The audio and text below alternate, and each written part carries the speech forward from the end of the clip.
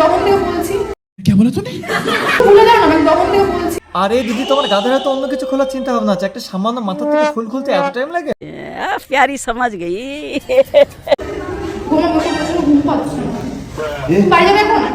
আরে দিদি, পাকা ঘরে কাউকে শোয়ার অফার দিলে কি কেউ কেউ ছাড়ে? এত সুন্দর একটা ঘর বানিয়েছো, ঠিক আছে, আর ঠান্ডার মধ্যে ওই ঘরের মধ্যে থাকলে তো ভালোই হবে, তাই না? बड़ा हरामी हो बेटा। গা হাত পা গরম হয়ে যাবে, আর পাকা ঘর তো সবসময় গরম থাকে, আর তুমি এক সাইডে জায়গা দিয়ে দাও তাহলেই হবে, বুঝলে? গাধা মানুষের তার কোনো ভালো জায়গা লাগে না, যে কোনো এক সাইডে ফেলে দেওয়া একটা বিছানার চাদর, একটা বালিশ দেওয়া, ঘুমিয়ে পড়েছে। এইগুলো গাইস লিটারালি এই ফুলগুলো নিয়েছে 100 টাকা করে পিস। 100 টাকা মানে দাম দেবে যাও। 100 টাকা করে নিয়েছে এগুলো? 100 প্লাস এখন। 100 প্লাস আমাকে বললে 100 করে নিয়েছে।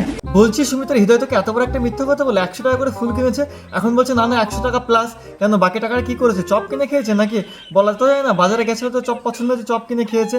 আর বলছি এইসব যেসব জিনিস তোরা করছিস পার্সোনালি, ঠিক আছে, এইসব খোলাখুলি এগুলো সব ক্যামেরা আড়ালে কর না, সেটাই বেশি ভালো হবে। কি বললাম বুঝতে পারলে?